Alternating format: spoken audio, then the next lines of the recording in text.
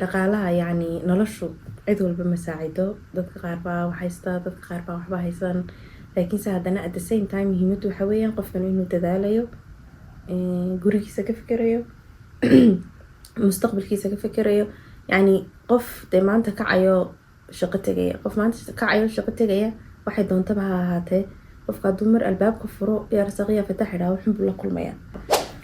horta waxaa la yidhi dadku markay isguursadaan dadna waa dad saaxiib ah, friendsna waa dad best friends iyaga isguursadeen, dadna waa dad markay isguursadaan xitaa iskiijini ku jirto qofba qofka kale iska dhisayo oo laga yaabo is adkeyn badan ay ku jirto oo indhala-aanta marka hore la iska daayo qofkii aanad baran oo aanad waxba weydiin in damle inta laysku yidhaahdo guri laisla gelay hadhow la odhanayo waxaas saamaan moodeen iyo saamaan ma ogoli iyo sidana ma shaqeynayso. hada qofka waqti badan baa wada haystaan, isku baran kartaan, wada sheekaysan kartaan. assalaamu calaykum waraxmatullahi asxaabta qaaliga meel kasta joogtaan kusoo dhawaada Wadajir podcast. waa anigoo jaamac dafaaca iyo anigaas Majbiila. caawa barnaamijkeena waa xalqadeeni labaad amba episode 2. horta intaynaan barnaamijka bilaabin daawadayaasheena iyo dhegeystayaasheena aynu mahad celino sidii fiicnayd ay inoo daawadeen, uga soo falceliyeen, subscribe-ta inoogu dhex siiyeen, like kasii daran inkastoo aad waad ka cabanaysid. dhammaantiin aad baad mahadsantihiin sida aad noo daawateen, noo dhiirigeliseen, fariimaha quruxda badan noogu soo dirteen. waxaan keliya ka cabanayaa 87% dadka daawaday may subscribe gareyn, 13% baa subscribe gareeyay. 13%kaasi 100 jeer bay mahadsan yihiin.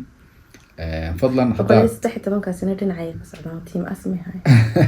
fadlan haddaad timi oo aad videoga furtay subscribe ka saar si channelku meel fiican inoogu gaadho, anagana dhiirigelin bay noo tahay. aad iyo aad. haddaan ku socono maanta barnaamijku wuxuu ku saabsan yahay qodob aad u weyn oo bulshadana aada muhiim ugu ah. anagu inta badan waxaan isku daynaa waxyaabaha bulshada muhiimka u ah, ee waxtarka u ah, ee wacyigelinta u ah inaan idila soo wadaagno. qodobkaas waxa weeyaan sababaha keena furiinka iyo sidee looga hortegi karaa.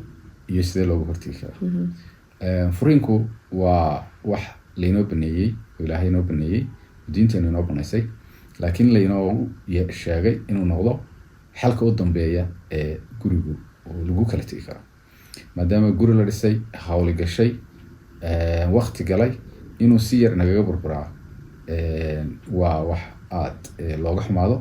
saameynteeduna waxay ku yeelanaysaa caruurta iyo familiga iyo dhammaan dad kasta oo guurkaas uu saameynayo. haddaynu kusoo dhawaano, maxay kula tahay furiinka in ay ugu weyn tahay sababaha keena amba badiya? wallaahi intaan la gaadhinba guurba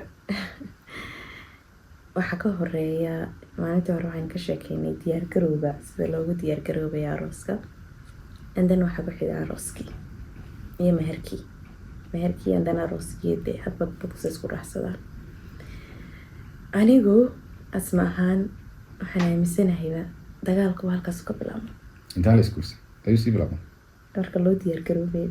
maxaa markaa keenay diyaargarowga markay noqoto preparationkii meherka, arooska, yani dadka qaarna way tiraxsadaan, dadka qaarna way kala dibdhigtaan. so problemkaba halkaas ka bilaabmaa. welibana labada qof ee isguursanaya iyadoo ay ku lamaan yihiin asxaabtoodii iyo familigoodii.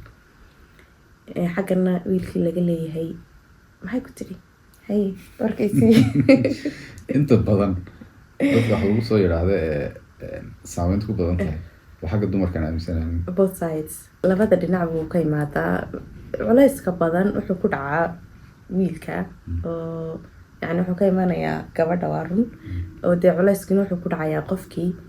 markaas problemkuba halkaas ka bilaabmaa. markuu inankiina arka dee qof aan u turayn, u naxariisanayn, ayaa isagana cadaawadee baa gelaysaa, iyadana waxaa gelaysaa muxuu kaa laxa jeclaynayaa iyo keyrkii muxuu ii raacin waaye iyo yani historiyadaas iyadana niyada ka gelaysa. marka problemkuba halkaas ka bilaabmaa ayaan aaminsanahay.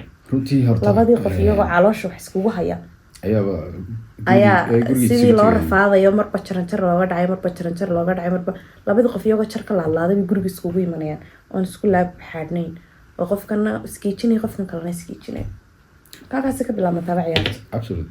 Waan aaminsanahay in problem badani uu guurka ka hor inta loo diyaar garoobayo uu dhaco iyadoo laisku khilaafayo waxyaabaha qof walba siduu u jecel yahay inuu u dhigo arooskii iyo meherkii. wax keligiisba 4 saacadood 5 saacadood aa laisku khilaafaya. taasina ay keeni karto markaa in uu problem yaado. laakiin waxaan aaminsanahay in marka hore inta la sheekeysanayo marka laisla soo gaaro heerka in laisguursado in la wada fadhiisto marka hore kadibna bedka lasoo dhigo qof waliba waxa uu doonayo iyo sida uu doonayo inuu nolosha arooskaas iyo gurigaas u dhaco aan wax surprises oo hadhow laysugu urxumaada aanu meesha u iman. Transparent la ahaado oo ninku isaguna transparent ahaado inantuna ay waxyaabaha ay xiiseynayso oo dhan ay miiska soo dhigto kadib budget la sameeyo la isla diyaariyo sidii dad waaweyn oo adult ah oo qaangaar ah loo macaamilo waan hadhow habeenka aroosku soo dhow yahay iyo week markuu ka harsan yahay waxaasan doonayo iyo sidaa ma doonayn waxay ku keenaysaa uun caqabado hor leh oo hadhowna la isugu warxumaado. marka qodobkaas waa qodob aad muhiim aan aaminsanahay. haddaynu u gallo marka waxaad kaa kusii daray aad wax badan ayaan ku darayaa. waxaan doonayaa isla qodobka arooska ah markaan joogno inaan welibana anaa hablaha si gaar ula hadlaya. horta qofka guur u diyaar garoobay ayaa maadaama aad tahay ood soo gaadhay laxad aad doonayso inaad guursato nolol dhan baa kaa horeysa ay tahay adigu inaad maamusho. so gabadhay maalintaad guursanayso qofkan aad nolosha la sheergaraynayso waa inay idinka dhexaysaa yacni balaanka arooskiinu adiga iyo isaga oo keliyaata iyadoon qof kaloo saddexaad idinku soo biirin qofku doonaba ha ahaado. problemka welibana wuxuu ka yimaadaa dhinaca saaxiibada oo laga odhanayo yacni san samee halkan kala samee waxaan reebaa wudi maarmiidi all that things. okay waxaasoo dhan waxaa ka muhiimsan yacni nolosha mustaqbalka hadhow talaad labadiinu dhisanaysaa. markaas pointkeyga waxa weeyaan guurkaaga iyo arooskaaga haddaad doonayso inuu aroos qurux badan oo farxad la noqdo keliyaata labada qof wax ballaangaraynaya labadiina ha ahaado qof saddexaad iyana idinku soo biirin. because waxaan arkay dad badan oo aroosyeele 10 kuma nagaga baxay 20 kuma nagaga baxay oo waxa ay u xiiqayeen haddana aan ku faraxsanayn. qof kasta wuxuu oranayaa the worst night wuxuu ahaa habeenka arooskayga. saasina u badan tahay sababtuna waxa weeyaan waxani 100% ideadaadi maaha waa idea qof kaloo saddexaad. qofku wuxuu happy ku noqdaa wixii maskaxdiisa ka yimiday laakiinse wax maskaxdaada ilaahayo ma ahaata xabad nacnaco egastaraaya arooskaaga lagu soo daray kuma faraxsanaanaysid at the end nacnacaas hadduu yar ka jabo wax ood isqoomaynaysa xaranaysa no that was not my idea yacni waxaan hiblaayo fikirkeedu u ahaa. markaas muhiim waxa weeyaan qofkan aad nolosha la wadaagaysana adiga u turayaa u naxariisanayaa jeebkiisa ku xisaabtamaya waxaasoo dhan waxaa ka muhiimsan mustaqbalkiina waa inaad ka fikirtaa maxaa la yidhahdaa mustaqbalkiina taasaana ka muhiimsan hal habeenoo 10,000 20,000 ku baxaya wax faa'iidaa male. 2 cishaa lagu hadal haynaya maalin saddexaad aroos kale lagugu ilaabaya. absolutely. waxaa aada muhiima labada qof intay wada fadhiistaan iyagu horta maxay yidhahdaan maxaad doonayna qof walba wuxuu isagu happy ku yahay. adhici karta inaad happy ku tahay wax simple oo aan saa usii weyneynba laakiin haddii aad qofku is yiraahdo dadka kale oo dhan happy ka dhig the end of the day adigina happy ma noqonaysa dadka kalena qof kalena ma qancin kartid. marka muhiimadda conclusion aan qodobkan ka qaadana waxa weeye idinkoo ka fikiraya mustaqbalkiina iyo reerkiina iyo dhaqaalihiina because dhaqaalaha marka hore arooska ka hor aada haysataan wuxuu noqonayaa ka arooska kadibna idin anfacayo oo de haddaad intaad gunta iska ridaan oo deen weliba sii qaadataan de wax idinka go-an weeyaan iyo iyadoo weliba inaad samaysan kartaan wax qurux badan dalxiis aa uga bixi kartaan guri qurux badan aad ku diyaarsan kartaan kaasaa mustaqbalkii u horeeya. absolutely. marka qodobkaasina waxaan rajeynayaa intaas ayuu ku egyahay. marka la gaadho guurka la isguursado ayaa iyaduna problem kala soo baxa. marka qodobadii aynu baadhnay waxaa kamid aha ugu horeeyay dhaqaalaha, arrinta dhaqaalaha oo xaggii masruufkii iyo dhaqaalihii in ninku uu awoodi waayo amba uu keeni waayo ay sabab u tahay inta badan furiimada dhaca arrin dhaqaaleedu.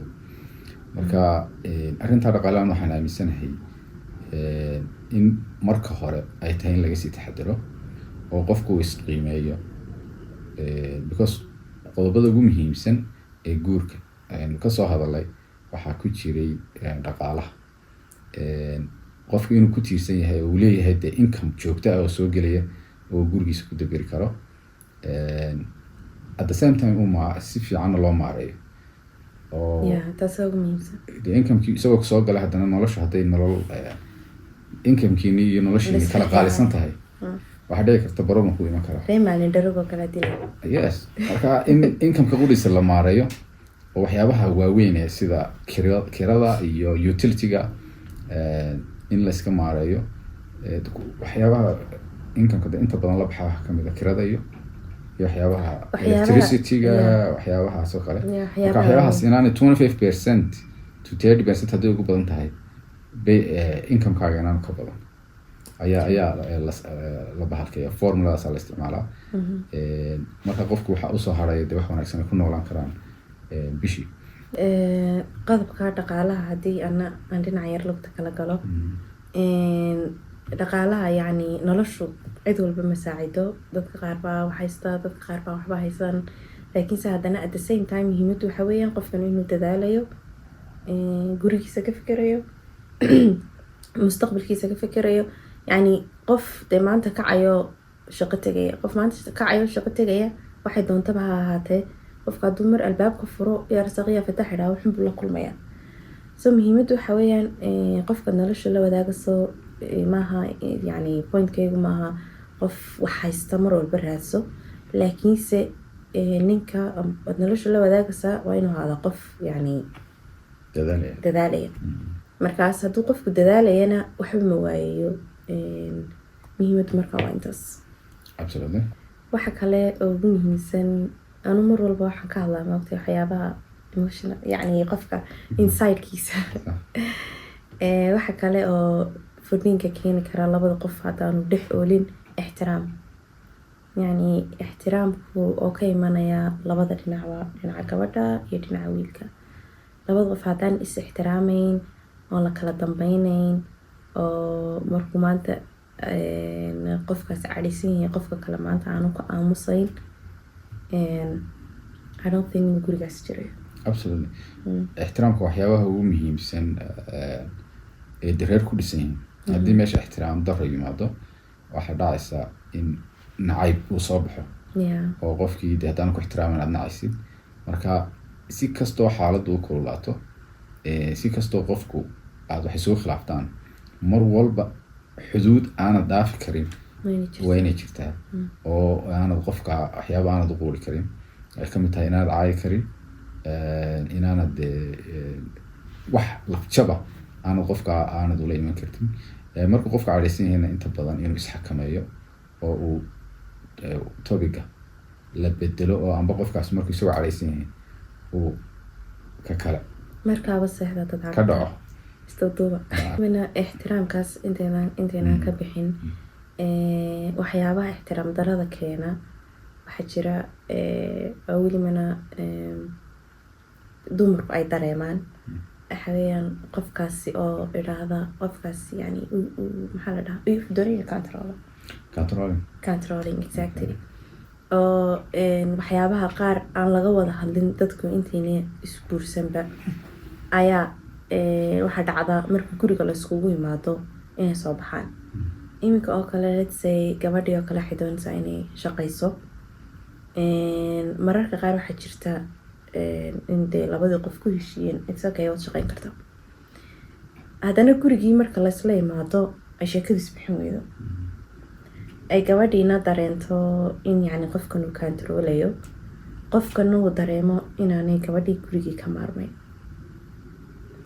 markaas taas laftarkeygu way keeni kartaa ixtiraam daradii, waayo qofkan markuu dareemo control, qofkan uu dareemo inaan qofkan hadalkiisii dhegeysaneyn, meesha ixtiraamku ka duulayaa. markaas waxa fiican in yani waxyaabaha qaar iminka tan shaqada waa tusaalaha soo qaatay oo kale waxyaabaha qaar sidaa daruuriga waa noloshiina intaynan qofka nolosha already aynaan isguursanba ka wada hadla oo ka heshiiya kadib sheekadiina sidiiba usii soconaysa yani ixtiraamkiini wax soo dhex galaya totally ma jirayo.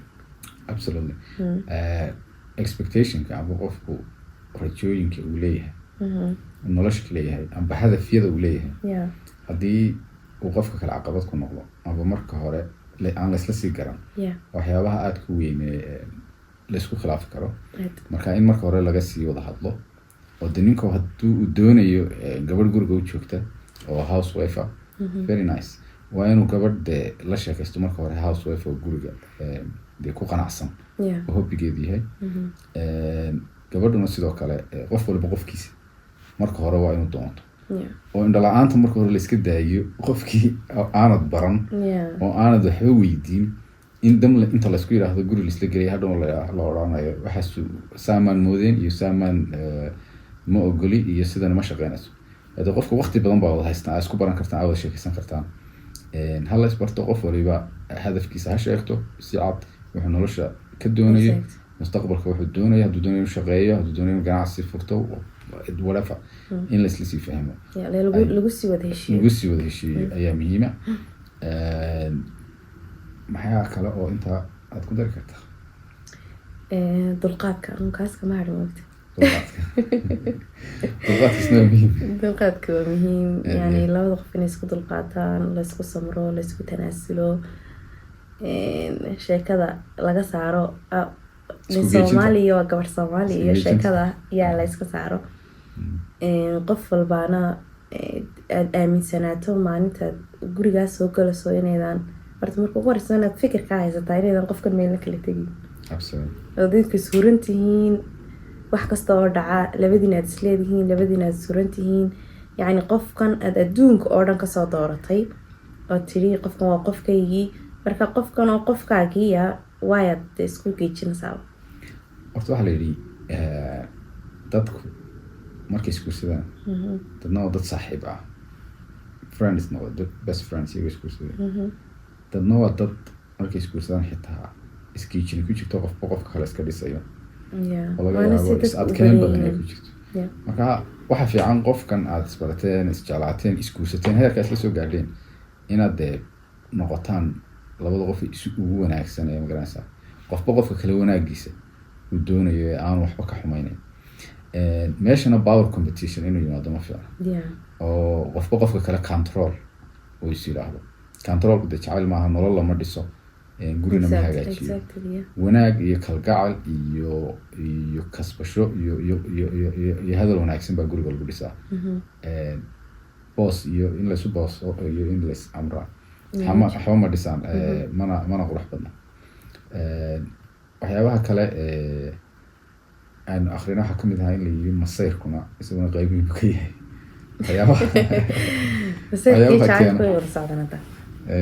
qofku midkood labada qof hadduu noqdo qof masayr badan masayrna waa masayrkii yani qofkanaad ka hinaasasay iska normalka ahaa masayrna masayrkii waa leedahay kalsoonida soo gelaya qofka xor dhaqaaqayan qofka hadduu halkaa marabo uu moodayo qofka kale inuu magaranaysa wax dhacayaan waxyaabaha halista bay kamid tahay 100% kalsooni in la siiyo ayaa muhiima oo aan laysna qodqodin oo magaranaysa qofka isagoo aan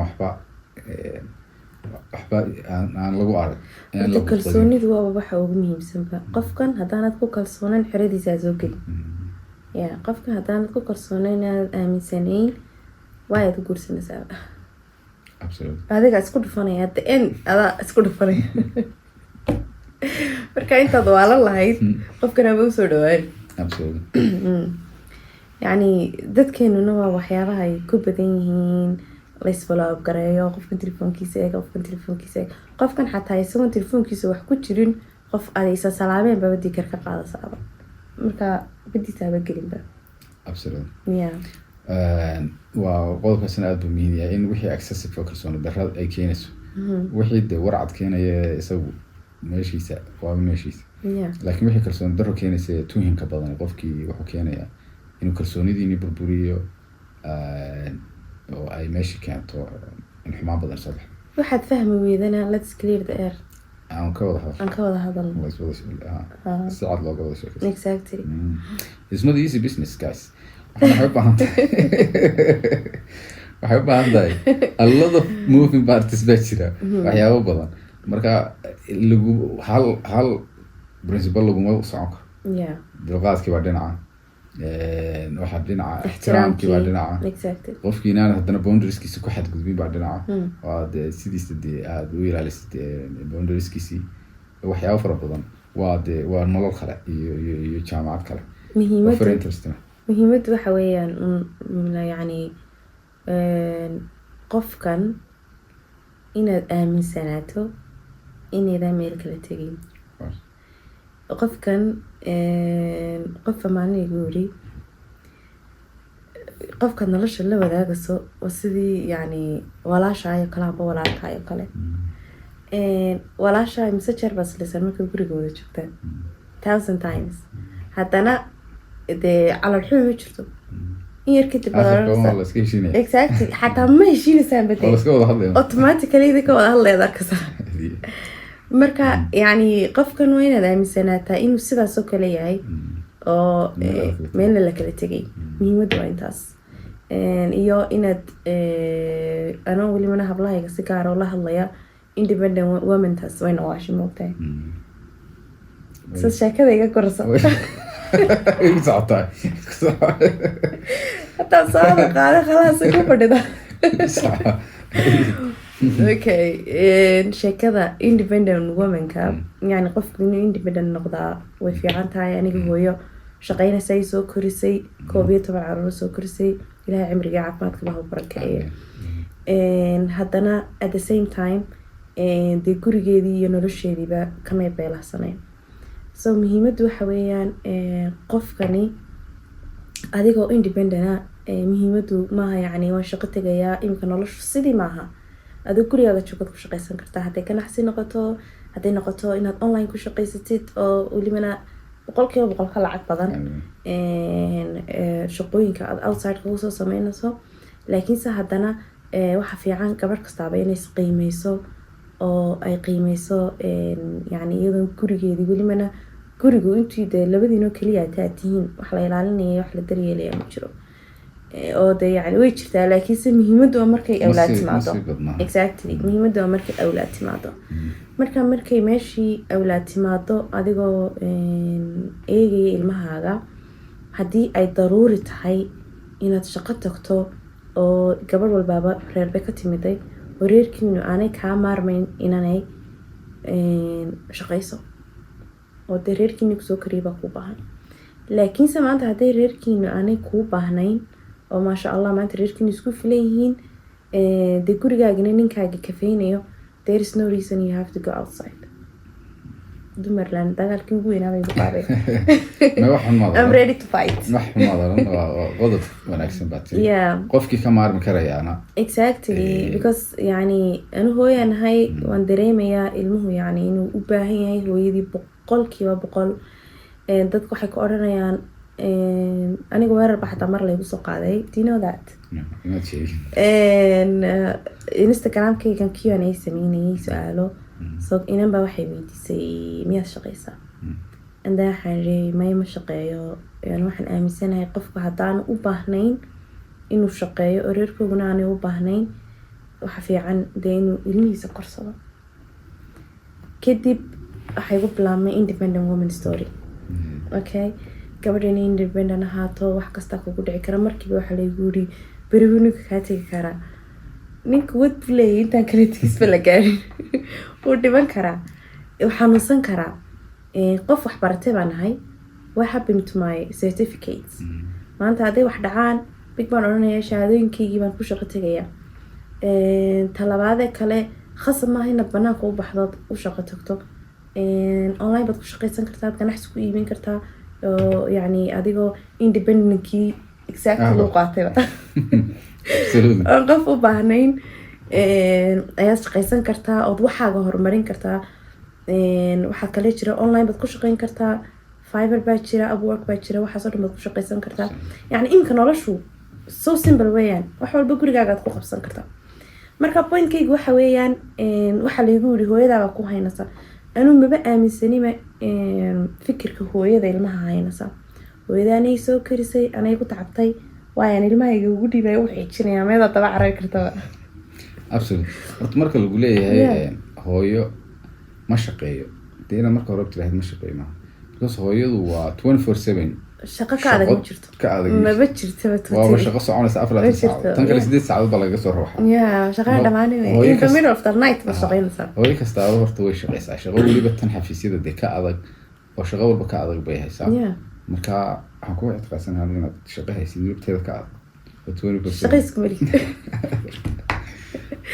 shaqeysku mali marka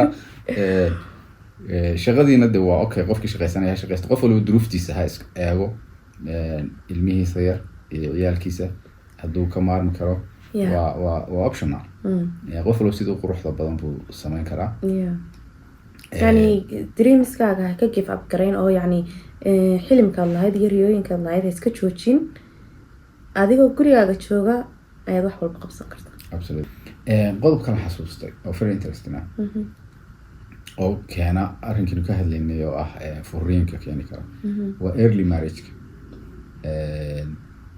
caruurta amba dhalinyarada oo da-yar ah amba da-dii aynu sheegaynay aada uga yar markii isguursadaan waxaan arkayay maalin dhaweyd tiktok aan ka daawanaya xalay bay hadda mameynaya sheeka ahayd waxaa isguursaday wiil 15 jira iyo inan 16 jira kadib waa islaayeen adigu sheekadii way wuxuu la degan yahay reerkood inankii iyo inantii way islaayeen inankii uu tegay uu tahriibay marka waxaa ka fikir waxaad arkay reerkii wuxuu ka caray reerku ka caray lacag bixita kala baxsaday inankii cagacad baa baxsaday baa leeyahay soo marka 15 jir 20 jir waa ciyaal inaan مسؤوليات ما dareemayo waa ka baxsanaya muxuu samayn karaa caqligiisa kuma filo ma qaan gaarin lacag wax ku biishado ma haysto adduun kale oo ayaa la geliyay marka dadka waxaan ku wacyigelinaa caruurta in laga daayo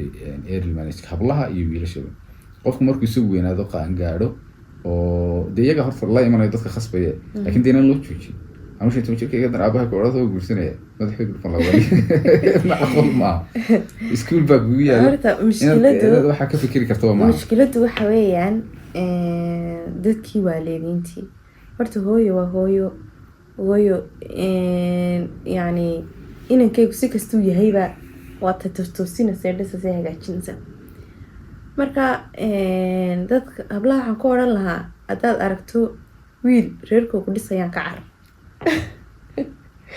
maama boygad sheegaysa wakaas kala dhisayo yani qofku waa la caawin karaa oo dadkoogu way caawin karaan oo marka la isguursanayo qofka waa la caawiyaa oo taas yani mid gacanta la hayo oo la toostoosinaya xataa suulkii loo soo iibinaya loo xirayo kaas dee waxba kuma sameynayo sister muxuu ku qabanaya kaas dee noloshiinaba saasun baa laydin daba taagnaanayayo maalintaad kaba bahatana dee udahdan bad laha soo dala muhiimad waxaa weeye inaad qofkan og tahay noloshiisa dad qaar ba ku gelaya oo og markaa ogde in reerku uu masruufayo markaa qofku waa inuu og yahay duu gelayo laakiin waana xaqiiqadu ay dhici karto de qofka haddana dadkaas ma wada joogaan ma joogaan qofkii principalkii ma jiro wax providerka ee wax sameynaya guntiga gabagabadii haddaynu kusoo dhawaano barnaamijka maxay kula tahay inaynu kusoo koobi karno oo lagaga bixi karo ama lagaga hortegi karo arrinkan ka hadlay wallaahi dacaa maadaama aan gidaar kasta kasoo go'nay oo ilaa dumar laanigu dirtay dumar way ku wataan horta adigu iska bogdin wax laga yaabo inay ka helaan bay feedback ino sugan dumar laani iga soo jeestaan ma karayaano ilama hayn kaaga soo jeestaan inkastoo tiimkayga aan iswada wadano waxaan kusoo koobi lahaa saynaga hortagno furniinka horta waa wax yani gacanta ilaahay ku jirta ilaahay reer kasta oo dhisan iyo reer kasta oo isku kaxsanba ilaahay dhexdooda malab ha isku mariyo amiin allah kala qaboojiyo ilaahay kala qaboojiyo yani furniinku wuxuu saameeyaa waa ubadka labada qofna iyagoo ubadkooga ka fikiraya maanta ay waxaan saameynayaan ubadka waxa fiican in khilaafyada yare fudfudud yani ay xalin karaan inay dhexdooda xaliyaan. marka waxaan kusoo koobi lahaa caawa labada qof in laysku naxariisto. hadday meesha naxariis taalo oo qofkana qofka kale u turo yani waxba ma xumaanayaan. anigu waxaan aaminsanahaynaa dumarka haddii aad maxaa la dhahaa basal u keentay baa cunta ku sameynaysa mahmaadaana imika samey soo badasho cunto ma hadda maxay sameynaysaa cunto dhan bay kuu sameynaysaa bariis iyo adduun dhana habaysan waa ogtahay. so pointkeyga waxa weeyaan maxamida ya pointkeyga waxa weeyaan yani dumarku waxaad gashato shanlaabkood bay ku siinayaan. dumarku waa dad naxariis badan yani ilaahay baa ku abuuray automatically. so ragow dumarka u naxariista waa muraayad reflect garaynaysa wax kasta. so haddaad wanaag badan tusto wallaahi waxaad helaysaa kaa aad tustay shanlaabkii. so muhiimaddu waxa weeyaan labada qof inay naxariis dhexdooda taalo dumarkan aada loogu sii naxariisto. absolutely waan kugu raacsanahay.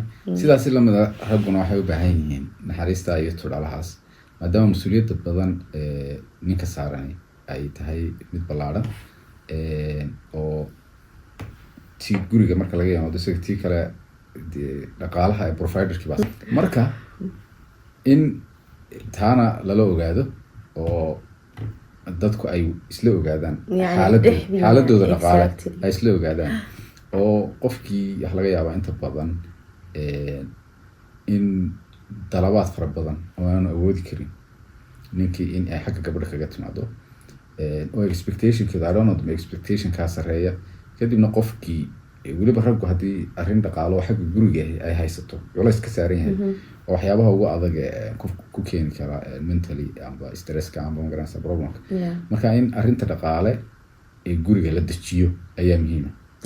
guriga qaran isla qaata yani maaha inaad qofka ku tiraado waxaasaan rabaa keen laakiinse waxaasaan rabaa ma awoodaa haddaanu awoodin xataa wuu kusoo fuqaya of course. marka in laisla ogaado ayaa muhiima qolo waliba xaaladeeda ay isla ogaato waxa ay dee wada idinkaaba dad iskugu dhow isla dhaqaaleysiistaan idinkaa dad iskugu dhow marka isku naxariista isku tura dhinac walba dumarkana in loo naxariisto in lala shaqeeyo in la dee jacayl badan la tuso dee waa waxa muhiimka ah waxaan meesha u joogno aan u diyaarsanahay. waxaan rajaynayaa aada uga hesheen inaynu halkaa caawa kusoo gebagabayno. anagu waxaanu jecelnahay inaan la soo wadaagno waxyaabaha muhiimka ah anagoo baarido cilmiyeed ku sameyna wixii khibradda iyadana la kaashana anaguna bulshadun baanu ka mid naho sidaa aanu idinku soo gudbayno ayaanu anaguna jecelnahay inaan uga faa'iidaysano oo aanu nolosheeda ugu dabaqno. maxaad kusoo gabagabaysa? waxaan kusoo gabagabeynayaa aada iyo aad baad u mahadsantihiin. anuu idinkama daalay inaa idiin mahad celiyo sida quruxda badnayd eed uga soo falceliseen especially tiimkayga way kala baxnay tiim asma aada iyo aada iyo aada iyo aad baan idinku mahad celinayaa. yani fariimaha xataa directiga laygu soo dirayay ee quruxda badnaa ee ay dhiirigelinayay ee maanta halkan i soo fadhiisiiyey waa idinka dartiin aada baad u mahadsantihiin. intaa inka badan baan idinka filnaa insha allah. waxaan rajeynayaa intiina halka naga daawanaysa ee sheekaysaana inay sheekadiina guul iyo gobonimo ku dhamaato. intiina reeraha leh ilaahay reerihiina idiin barakeeyo iyo caruurihiina annagana sidoo kale noo soo daceeya. aada ba mahadsantihiin. wasalaamu calaykum waraxmatullahi wabarakaatu.